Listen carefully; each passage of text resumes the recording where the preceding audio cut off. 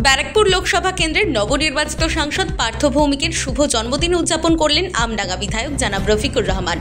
আমডাঙ্গা পঞ্চায়েত সমিতির সভাপতি আনিসুর রহমান, আমডাঙ্গা ব্লক সভাপতি জ্যোতির্ময় দত্ত, আমডাঙ্গা পঞ্চায়েত সমিতির সহকারী সভাপতি প্রেয়সী বিশ্বাস, আমডাঙ্গা পঞ্চায়েত সমিতির কৃষি কর্মাধ্যক্ষ শেখ নুরুল বইন, সাধনপুর অঞ্চল সভাপতি কবির খাঁ সহ আরও অন্যান্যরা।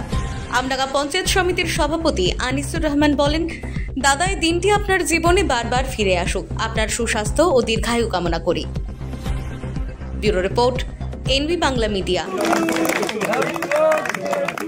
Happy birthday, happy birthday to you, happy birthday to you, happy birthday.